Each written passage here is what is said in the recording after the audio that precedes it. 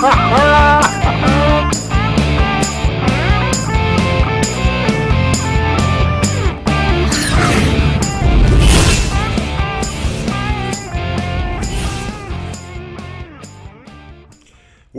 hello there, humans, hippies, earthlings, whoever you are, whatever you're doing and whoever you're lucky enough to be doing it to.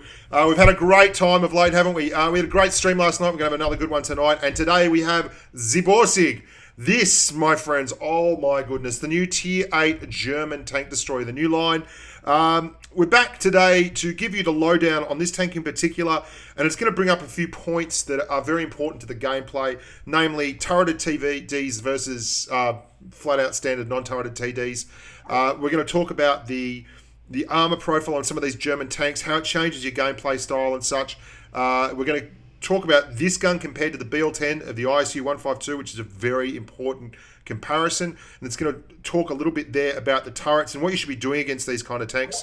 The ability of this tank to carry, the stealth factor, what kind of loadout and equipment you're going to want to have. But anyway, onwards and upwards. Let's get to it. This is a patron-sponsored post. The guys and girls at Patrons have been fantastic and very understanding of late because I haven't been putting enough content out for them. But that's going to change. We're going to start doing some informal streams where I get together with those guys only, and there's a little bit of patron video content popping over the next week, a couple of videos for them.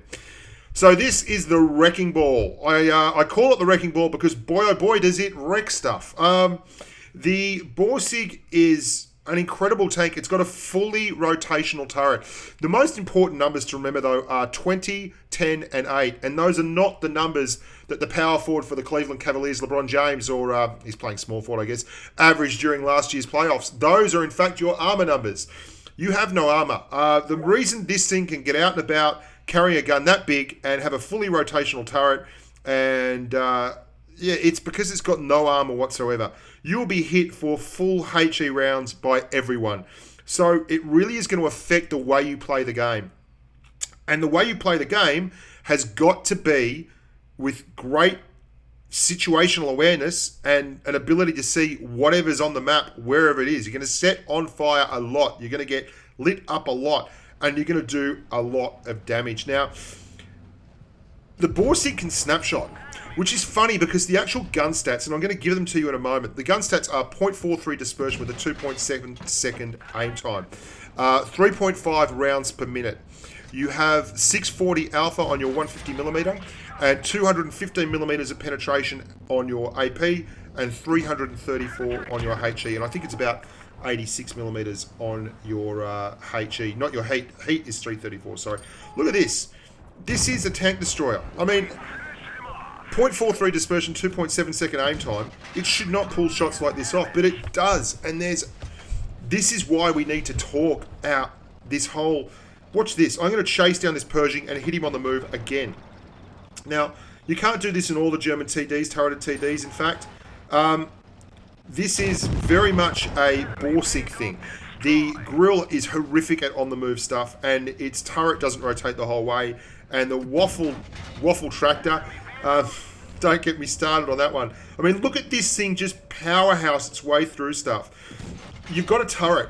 What a turret means for you, and it's really important, is you can set shots up and there is less bloom on traverse. So whereas with a normal TD, you're turning your tracks all the time in traverse, when you're just turning your turret, there's such a small amount of bloom. So that makes that 2.7 second of aim time actually not 2.7 seconds. It's a lot lower than that. Well, no, it's not a lot lower than that, but it's a lot lower than what you'd have on a normal TD. For instance, the BL10 runs at 2.7 seconds of aim time. It's 0.41 dispersion, which is better. It's 4.17 rounds a minute. It's got higher AP pen, and it's got slightly lower heat pen.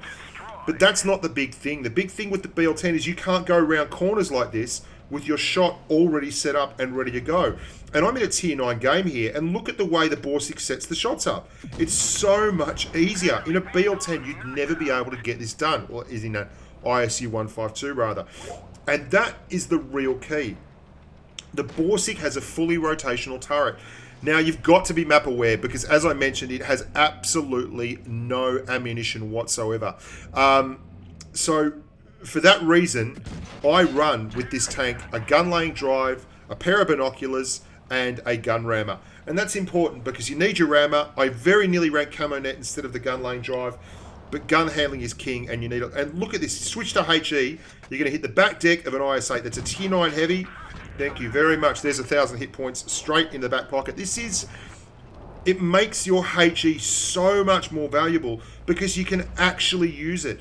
And you're going to set stuff on fire. Broadside with most of the tier 7 mediums, it's time to bring out the HE. It really is. The relationship between turrets, oh, watch this. See, the way I play the game with the Borsig, I'd reset my camo there, and then I'd wait a little bit, and I'd go back into that tree. So I'm counting to 10 in my head, and then I'm just going to let it fly with a HE round, and guess who's behind the tree? Spiced corned eggs.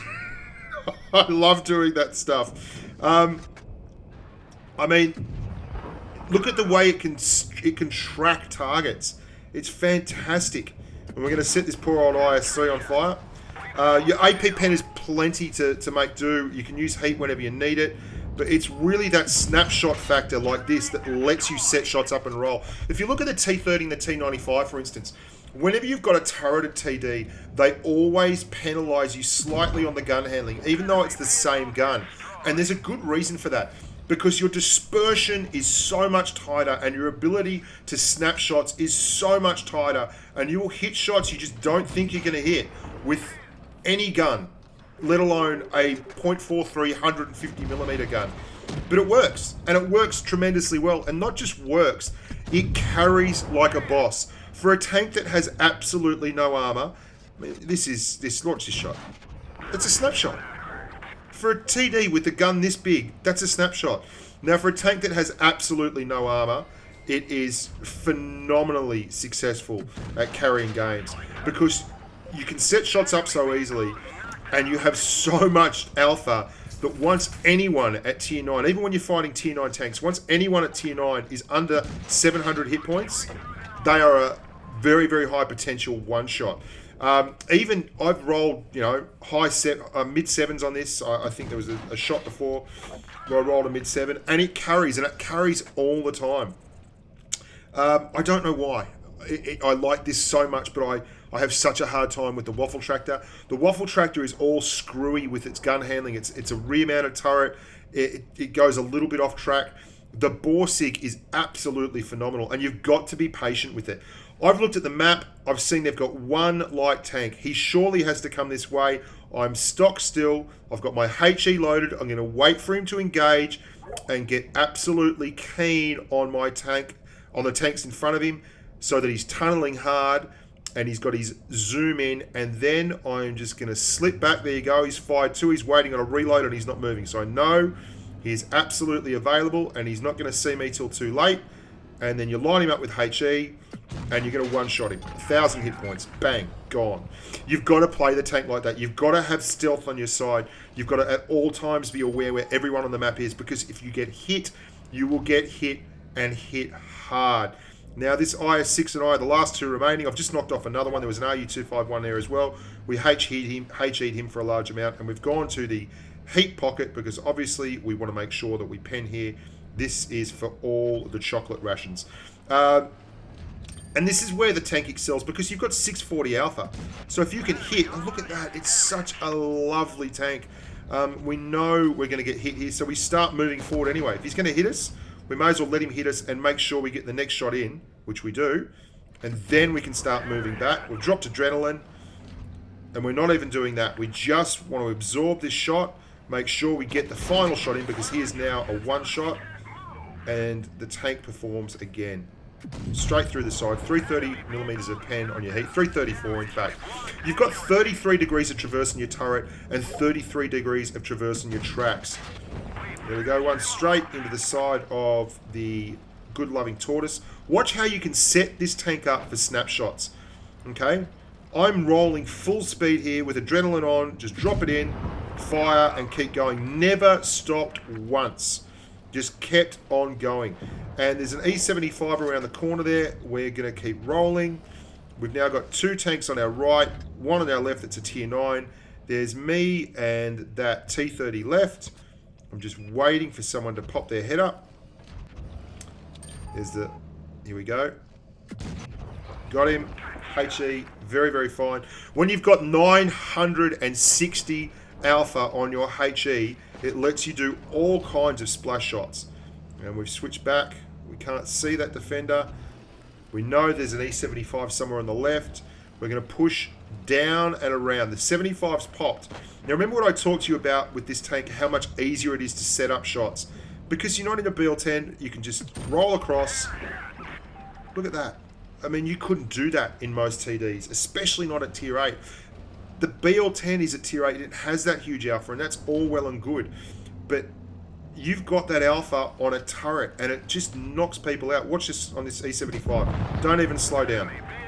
Just straight through and release the trigger, because you've actually got the gun set up. And this IS-3 defender actually tries to, I'm not sure what he's doing, but he runs around a bit. We've only got 45 seconds left. We're searching. We can't find him anywhere. And, you know, it's the kind of tank where when you just have to make one shot, you may as well do it with a gun that's really, really big. We've got HE loaded, straight through, into the side. Kill it. This is also what I want to talk about with the turret. When you're in a final standoff, and you're going to see exactly what I mean here, and there's another Borsig over there. Got him. 2 left. One of them a full hit point. Well, not full hit point, sorry. Look there. Borsig's not very happy, is he? Mushrooms. Mushroom coup, mate. Stay dead. The M103 is going to pop up along here, right? And there's an ISU 152 as well. The interesting thing about this is it shows, I couldn't have asked for a better comparison between myself and the ISU 152. I'm able to use this rock as, now don't get me wrong, the 152 is a brilliant tank, and it's a much more strongly armoured tank than this. But for all that, I can still get this shot in here without exposing myself on the right to the 152 I'm certain is there. So I'm still getting shots in, and he can't see me. You see, I can set the next shot up. I'm not particularly keen that I'm going to hit it, because that was a bad shot. But again, the 103 can't quite get a shot of me. The 152 can't quite get a shot of me. And I am absolutely still going to get shots on both of them if I need to. That's the key of having a turreted TD, okay? It allows you to do things like this. And we're just using HE now. And you're going to see a great shot here on the 152 in a second as he pushes up. And it's no way that a 152, on the 103, sorry, pushes up. No way that a 152 gets this shot in. I mean, look at that. Now, the 152 is now going to push right over the top of this hill on me. I've dropped adrenaline just in case he's really feeling bolshy and he comes around the corner hard. There he is. He has 125 hit points left, so he is a one-shot. I am a one-shot for him. Let's see how we do it. Now, this tank is fairly quick in a straight line for a TD this heavy and this nasty. You've got 35 kilometers now. You have 33 kilometers, 33 degrees of traverse on your tracks, 33 degrees of traverse on your turret. The E75 is telling me not to move. I'm pretty sure I know better. All I need is for that 152 to start pushing in one direction, and he will be dead, because I can turn my turret to the right and just do a simple drive-by. As soon as he makes one move too far, there we go. He's off. Now, he can turn as hard as he wants. He's not going to get there in time. Drive-by killing. Thank you very much. Now, that's not me being any great shakes. I mean, obviously, it takes a while to think these things through, and you learn from experience doing that kind of stuff. But it's more to do with the fact that a turreted TD 9 times out of 10 can take advantage of situations, whereas a non-turreted TD certainly can't.